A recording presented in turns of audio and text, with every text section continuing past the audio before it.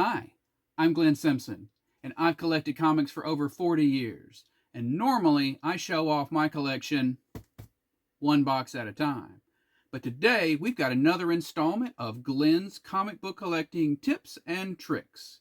Our subject today is bagging and boarding your comics. I've got some things that I do that might be a little different, that might work for you. You can give it a try, see what you think. Let's check it out here on Glenn Simpson's Comics.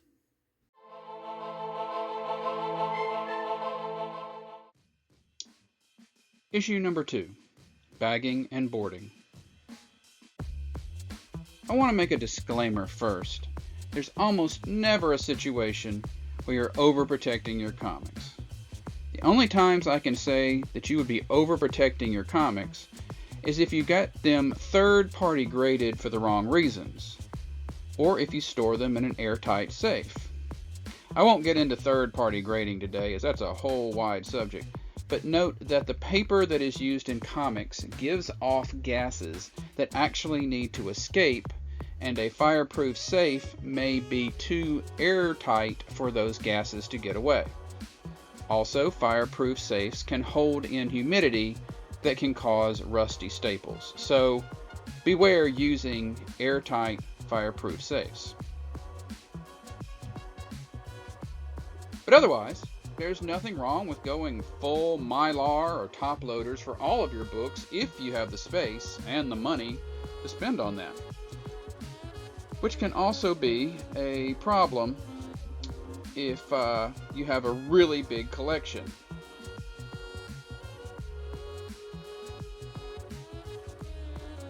For me, with my ginormous collection, I had to make some decisions, as boards and Mylars and such, all of that sort of thing, cost money and take up more space than just a bagged book. I also am incredibly cheap and try not to throw anything away that I can reuse and make the best use of the supplies that I have. The bagging and boarding of comics for me falls into two categories: individual and runs. Individually, I've gradually evolved over time to follow the following rules, some of which I'm still in the process of implementing before I shoot each of the box videos here on my channel. For books that are from 1990 and forward, that are not keys and are worth $9 or less, they just get bagged. And that's because I don't trust the price guides to price those accurately. There's a long story for that. So here's the story on cover price values for books worth $9 or less. This is a theory or an understanding of how things work, but if I sell a book on eBay, let's say I sell a Dark Hawk number 2, and somebody really needs a Dark Hawk number 2, so they buy my book for $10. So that is a transaction that gets pulled into cover price, and they will assign a $10 value to that book. Now they'll look at some other sales and things like that, but generally speaking, that's information that goes in there. Now, let's say somebody else sells Dark Hawk 2 through 10, and somebody else also buys that entire run for $10. So that would imply that just issue number 2 isn't really worth $10 to everybody. The problem is that transaction that encompasses multiple books can't be pulled into cover price because they don't know how much of that $10 to apply to each book. So when you look at a price guide, and this is not just a cover price thing, if it's anything that's based on sales, what you're seeing is the average value of the sale of a book where that was the only book the person was selling, which isn't what always happens. So I consulted with some other comic book collectors about this problem, And their suggestion was basically, if it's 1990 or after, and it's not a key, it's probably a dollar book. Now, I modified that a little bit. I said, maybe if it's worth $9 or less, it's a dollar book. And so I'm protecting it as if it's a dollar book, which means it's just going to get in a bag. So that's why I do that. For books that are from 1990 forward that are keys, but are still worth $9 or less, they get boarded. And that's just because they're a key. You never know. Let's protect them a little bit more. For books that are 1989 or older, whether they're keys or not, but they're still worth $9 or less, they get a board at minimum as well.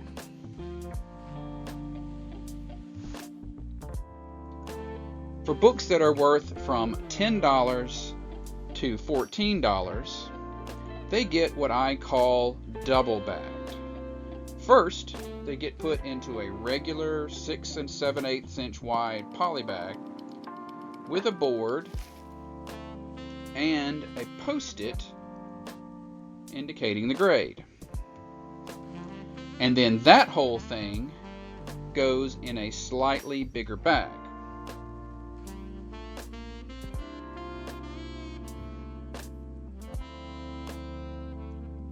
Note that when a book graduates to this double bag category for the first time, this is when I've started replacing the first bag, the inside bag, and noting the date for the future. I hadn't been doing that all along, and I still don't know exactly how long I'm going to feel like going before replacing the bags, but at least this way I have an idea of when the last time was I replaced the bag for some of the books, the ones that at least at some point were worth a little bit more.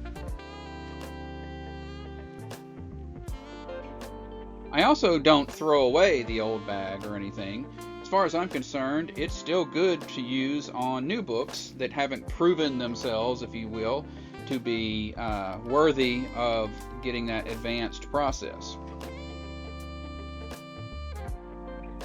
So books that are worth $15 to $50 get put in a Mylar. Now, I'm honestly not sure what other people do, but I've been putting the whole thing in the Mylar. I've tried it both ways, but now I'm putting the whole thing in the Mylar. The poly bag on the inside might still need to be changed in the future, but for now the Mylar is providing that extra protection.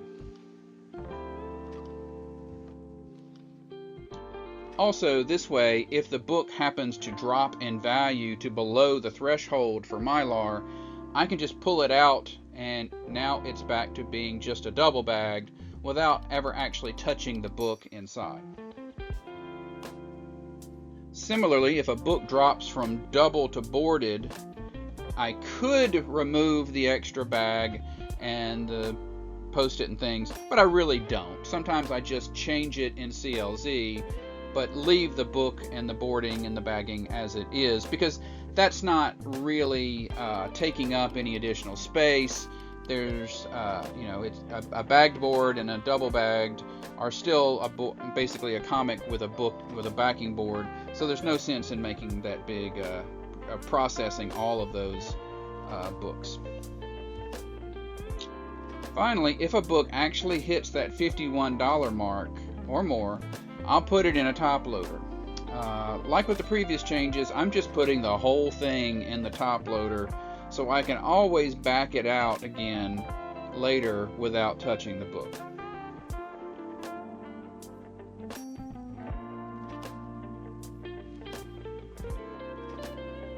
I use top loaders that are a bit too big for regular comic book boxes. That's not what I'd call a recommendation necessarily.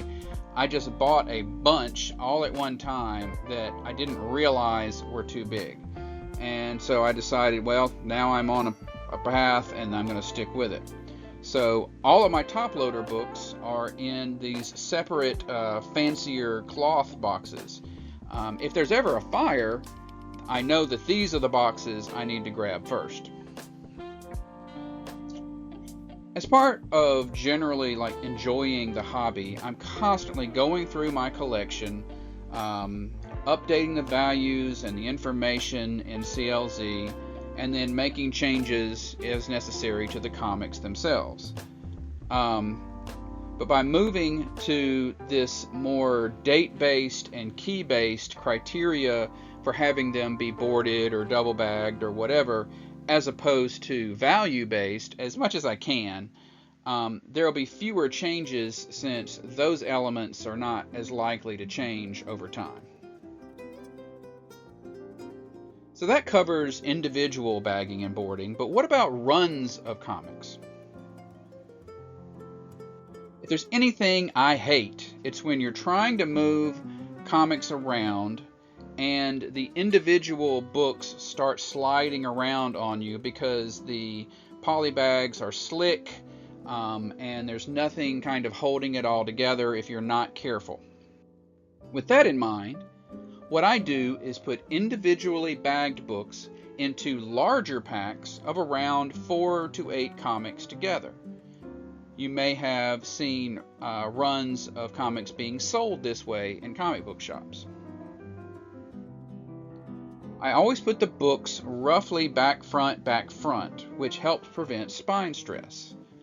I also make sure that for whatever book is showing in the front or the back, that for whatever is in between is a complete run.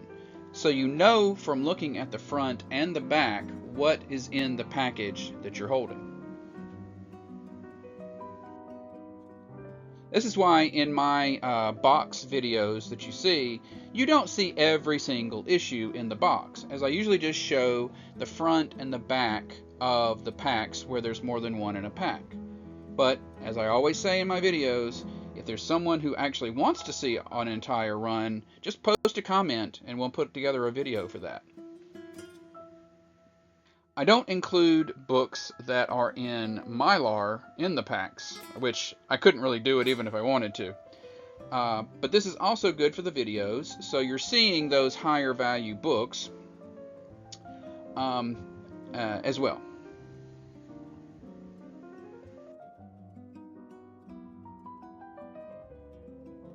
Now you might be asking yourself, where does he get the bigger bags? I don't actually buy new bags to do this with. When I purchase a new book from an online vendor or in some auction or wherever I get back issues over the internet, they usually come in like a Silver Age bag or some other bigger bag. So when I get the books, I put the book in a regular current bag, the 6 7/8 inch wide ones. Then I save the bigger bags for this purpose.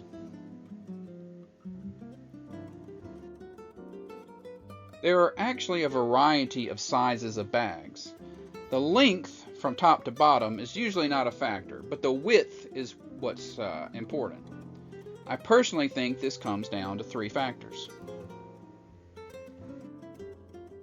The first is obvious. The size of comic books has changed over time. Golden Age books are bigger than Silver Age, and Silver Age are bigger than Modern Age. It's not till you get to around the mid-1970s that you settle into that 6 and 7 inch wide size. I think that the second reason is that different people who have made comic book bags have had different ideas about how big the bags needed to be in order to fit the different size comics. One vendor might think modern should be 6 7/8, but another might think it needs to be an even 7 inches. And finally, one of the things I've noticed is that you can buy a package of bags, and they're all supposed to be, let's say, 6 7/8, but you might end up with some that are a little bit bigger, a little bit smaller. They just don't come off the machine as uniformly as they're supposed to. And so you can end up with some that are a little bit bigger than they are supposed to be in that process. At any rate, you can fit different quantities of comics together in different sized bags. But what does that mean to try to do it this way? Well, that means you've got to measure the bags. And I know that sounds crazy, but it's actually not as hard as it sounds. Really, all you're looking for is how many sixteenths of an inch more or less than a full 7 inches in the bag. Then you just put each size in some sort of storage, like a box or a file folder, keeping the sizes separate. Of course, if you like this idea but don't already have a bunch of bigger bags, you can go online and look for Silver Age or other sized bags and maybe find what you need. So let's review each size of bag and what I use them for. Now, when I refer to boarded, I mean boarded or double bagged. And I tend to refer to the size just based on how many sixteenths of an inch more or less than 7 inches that the bag is, without converting the fractions over to other fractions. Or 2 sixteenths of an inch less than 7, I use those for regular new comics. For 1 16th of an inch less than 7, or a full 7 inches, I use those for double bagging, as we looked at earlier. If it's 1 16th of an inch over 7, that's usually what I use for packaging. There's just 2 books right there together. I can't put them in with anything else for whatever reason, but I do want them to be kind of kept together. I usually will put a board in between the books just so that they feel thick and nobody would ever confuse them with just one book. 2 16ths of an inch over 7. This is a popular size in terms of what's manufactured. I'm not sure what label, current, or whatever they would call it. I use these a lot for 3 to 4 issue runs where they're not boarded, or maybe one of the issues is boarded. 3 16ths of an inch over 7.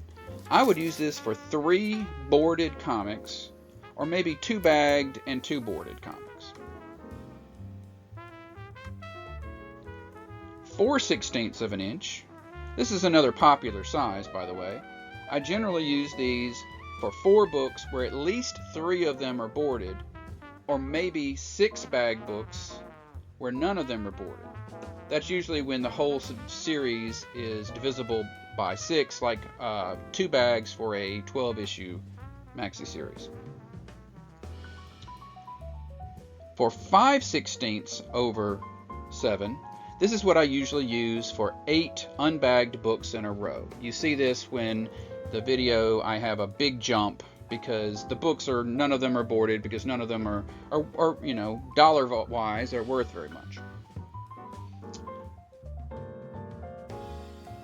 6 16ths of an inch over 7. This is basically what I use when it's like an 8-issue series or something like that as before, but maybe 1 or 2 of them are boarded and you need that extra 16th of an inch to get it to fit. Finally, sometimes I end up with actually even bigger bags like 7 16ths over 7 or even 8 16ths, but I don't use those very often, but I do keep them around. Every once in a while you run into a situation where you need them. So all in all, my books are individually bagged or boarded according to certain rules, and then further packaged according to more rules.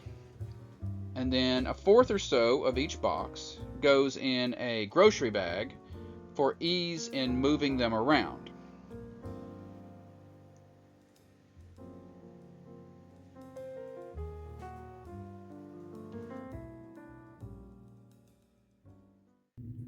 Okay, so, that all is what works for me. I like having these solid chunks of books to manage so that they're not all sliding everywhere.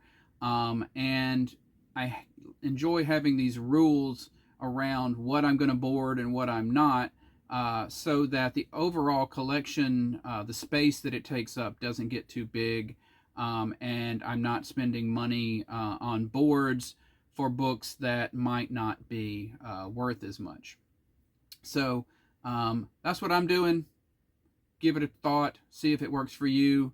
Otherwise, please be sure to check out these videos. And hey, have a great day.